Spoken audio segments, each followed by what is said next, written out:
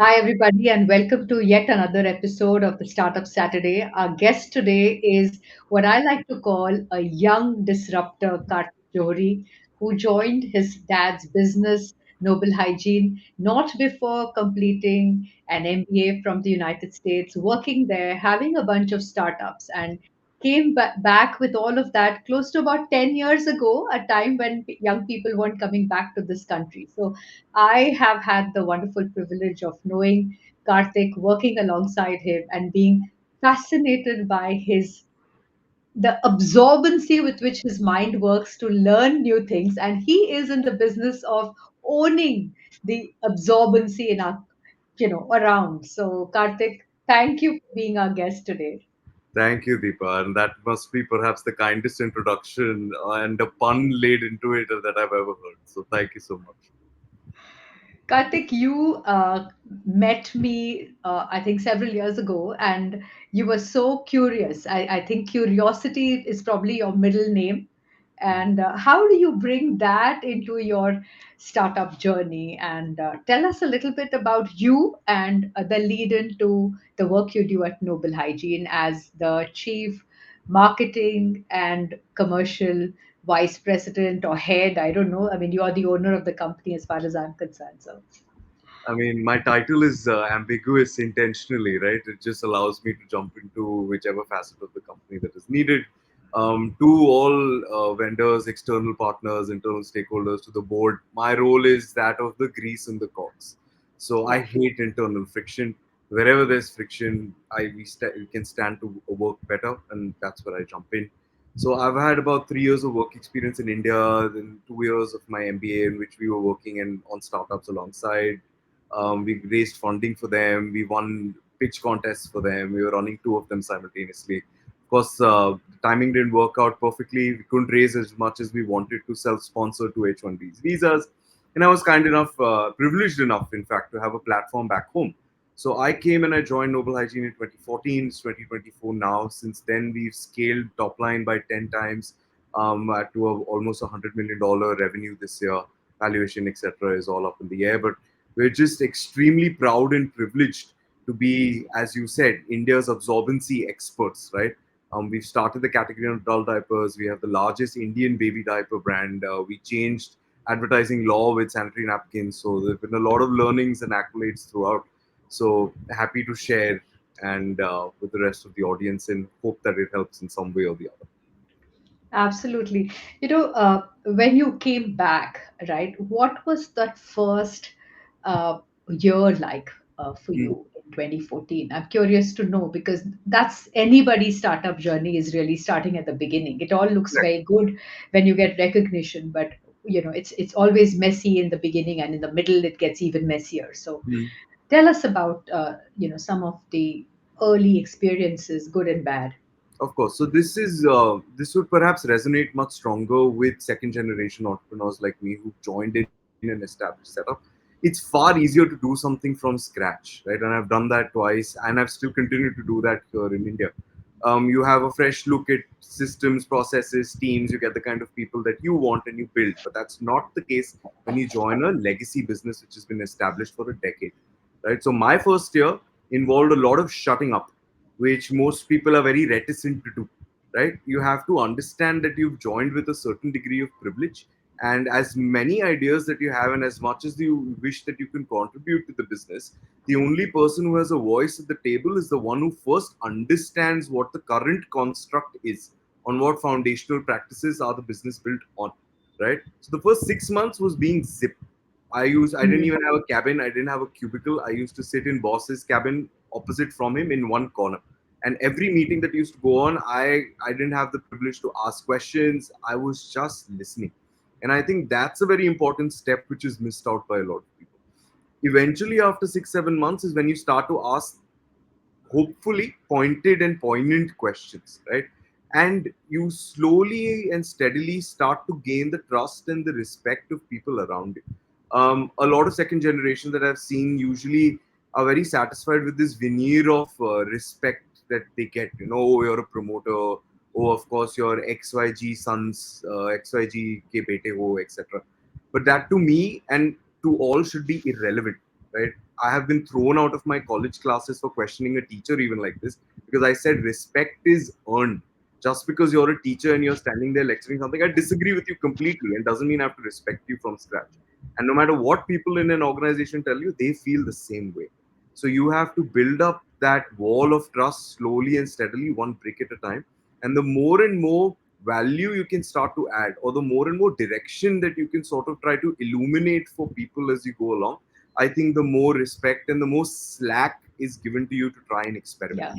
You know that that bandwidth to experiment is a privilege. So it just doesn't mean that you can step in, try to change 20 things, and figure what works, what does not. That is a recipe for disaster. But if you have earned that privilege, if your team trusts you, and then if you can work with them on a couple of things and deliver quick results, I think that's the way that you really start to scale in the first few quarters that you're there. Amazing. So, and these were completely new categories. So, a lot of times in Indian families, I've seen that kids get an exposure to businesses early on. They go into the, whether it's a shop or it's a factory, or what kind of exposure did you have growing up to Noble Hygiene, Karthik? I mean, we were always talking about diapers, right? But like I say, my relationship with my father truly began when I joined the business, and even now, even at home, I still call him boss, right? He's a boss first, father second, and many other things after that. So the relationship still continues to be challenging, because trust is not something that is given very easily, right? And even though it is, I think the challenge is maintaining it, right? Mhm. You all, by relation of blood, you're always going to have that entry pass into a conversation or into the organization. I think my perspective on this has to be on a daily basis prove that you are deserving of that trust, that your opinions and your considerations are deserving to be heard, and there is logic in it, right? For me, a small phrase that I've coined, that I've slapped onto everyone, is logic dictates action. So as long as it makes sense and you can articulate that well orally and with data to support it, that's what you need to keep striving for on a continual basis. So it's a challenging relationship with boss, and I'm happy for it, because it should be. That's how you grow. That's how the company grows, and that's how everyone else grows.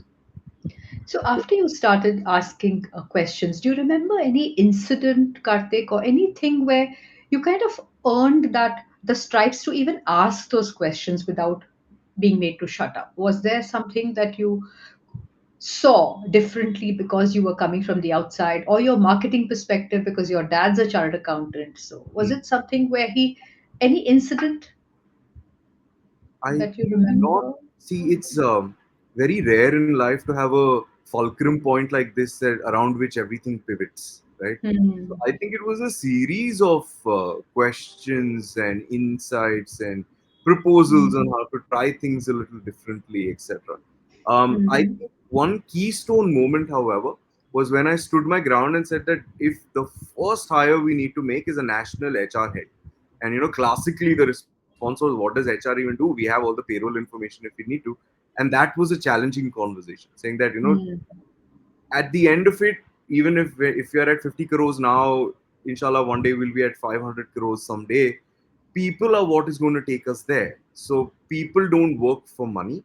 Money is one aspect for what they have joined you, but they can get money elsewhere. People work with you for a variety of reasons.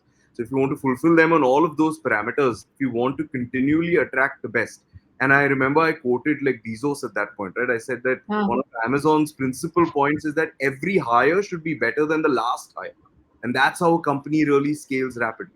Say, how you plan to do that if your interview pipeline takes 3 weeks to set up?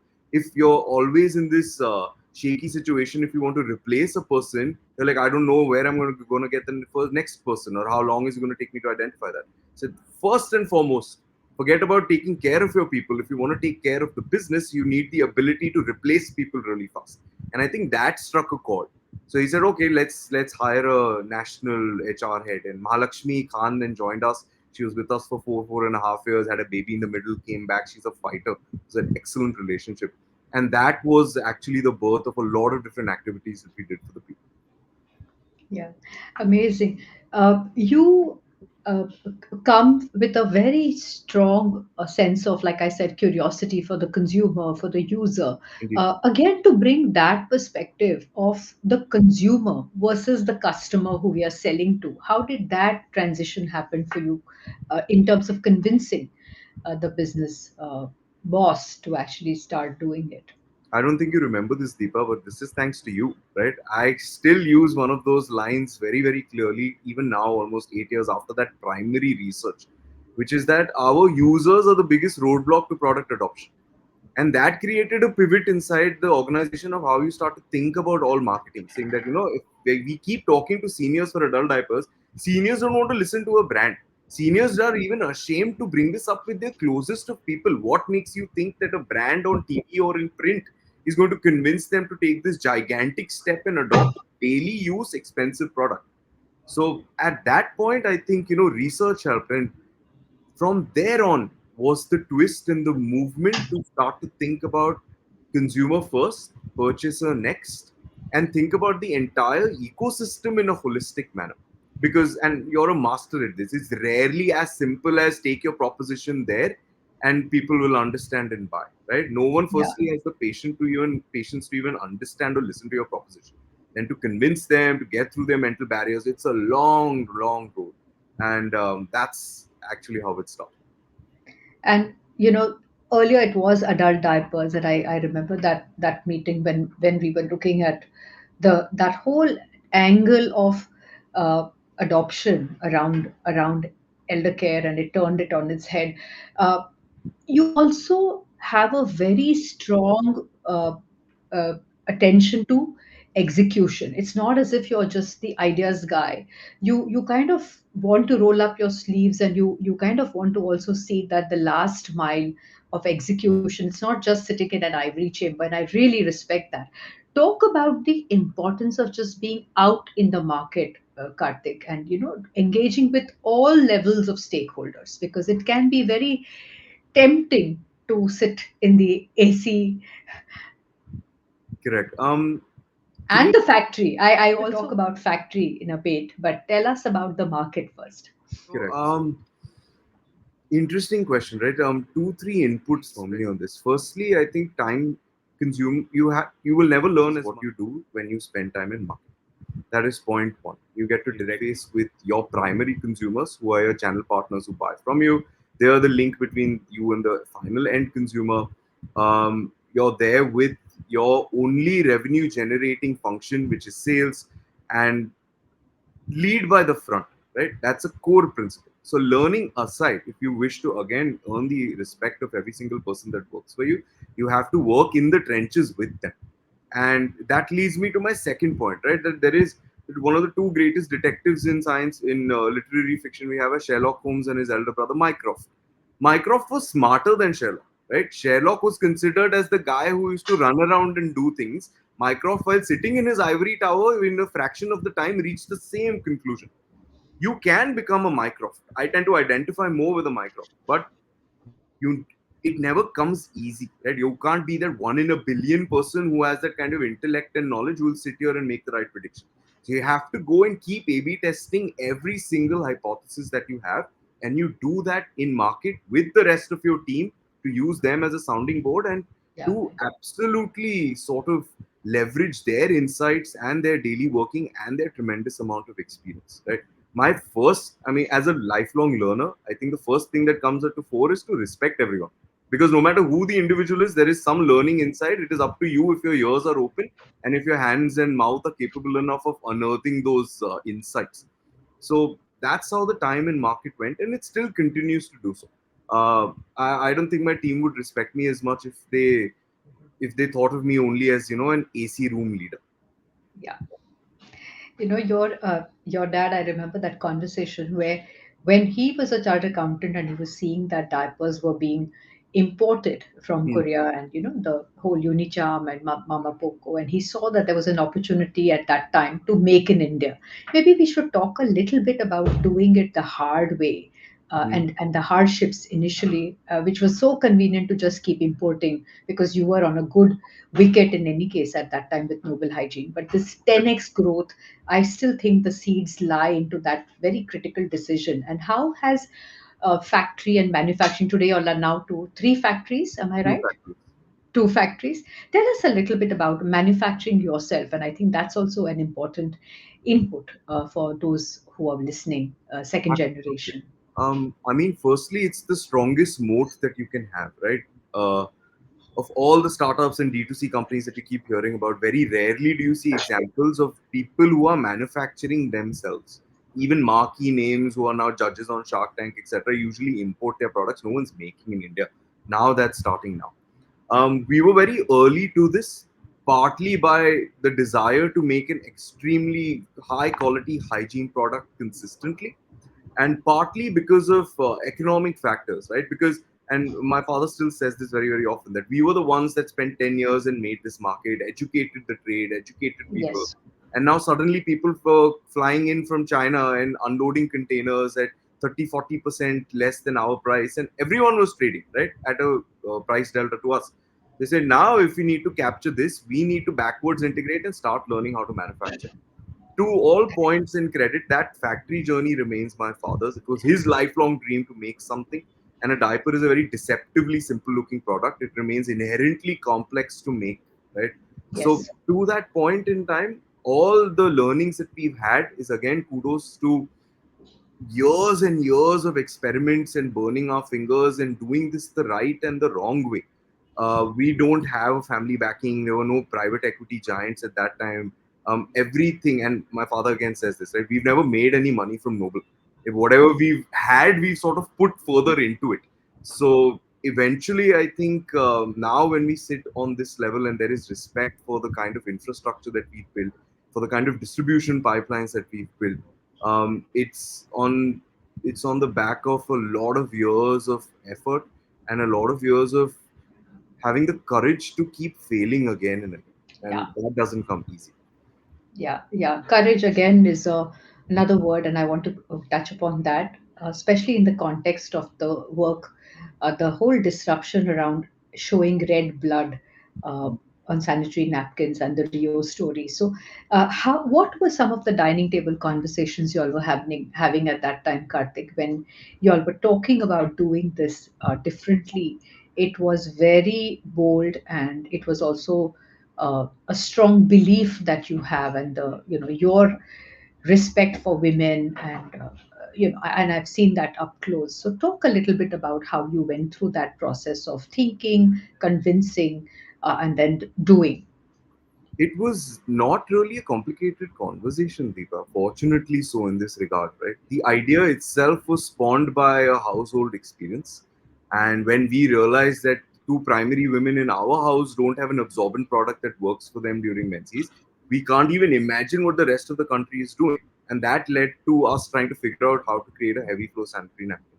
And then, as we were immersed in research, and research feeds into communication, everything was about blood, the flow of blood, blood clots, how much you're bleeding, the days across which you're bleeding, how it's leaking, staining.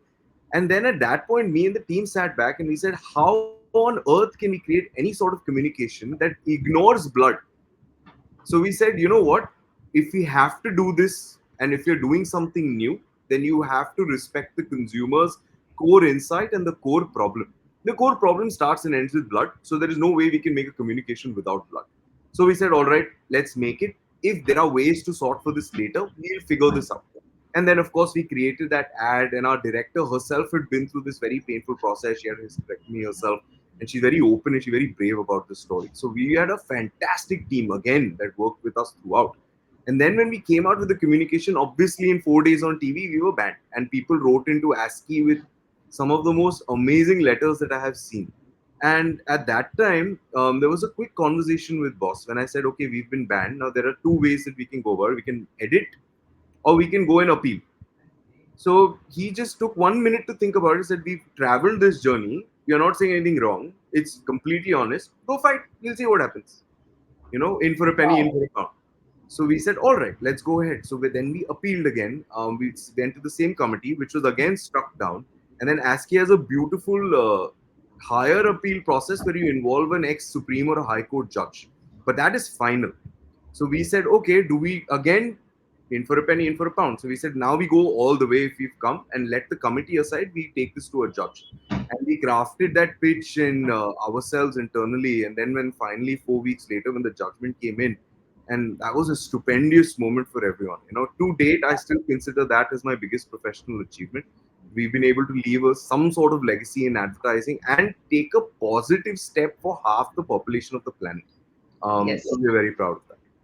I absolutely commend you on that. Recently, you won the under 40 uh, last month, was it? A couple Last of few months. months. The, And all of the awards, I think 8 or 9 that you all have won at Cannes. So, what does winning mean? Karthik? What do these awards mean to you? so we won Effie's, which we consider the highest advertising award because it stands for effectiveness. And I think we remain one of the rare companies from India that have won multiple gold Effie's in a single year at an APAC level. I don't think anyone's ever done that. So it was phenomenal. What does winning mean to Karthik? Very little, actually, right? As with most high performers, you're constantly trying to battle imposter syndromes and you're figuring. So winning is coming back, hugging my wife, talking about it for 10 minutes, and being an ADHD person, immediately your brain orients to, okay, what next and how more can you do? So Lovely. it's just as simple as that. So, it's just been so wonderful talking to you, Karthik. So many lessons I've taken of be a part of a noble business. Do Thank things you. that your heart and your mind both align with. Look inside of your home for ideas. Go out, meet people, be like a sponge, absorb, absorb, absorb. Don't let it leak and corrode the ego, and make it all messy for you. And yeah, I mean, just share your wisdom. I think that's really what I'm taking away, and know when to zip and when to unlock. Indeed. I think that's again very, very important. Again, absorb, absorb, don't leak. The absorption comes with a massive asterisk is that you must do it without ego. And that's where a lot of people trip up. Apologies. Yeah, I think it's very yeah, easy for people to listen and their filters are always on, right? But to take all of yeah, that down to make yourself truly vulnerable is courageous. So you yeah. get brownie points for being brave. So listen without your ego. Yeah, I think that's so important. Stay humble, be a lifelong learner, and keep following Karthik. This man makes the right noises. Follow him on LinkedIn. I listen to him assiduously. So, Karthik, thank you so much for so graciously accepting our invite to come and talk on the Startup Saturday. And we at Lumière are so inspired and always happy to work with you. Thank Thank you. you so much, Deepa. Such a deep pleasure and a privilege to be here, and will always continue to wish you and the team the very best. Thank you. Thank you so much. Thank you so much.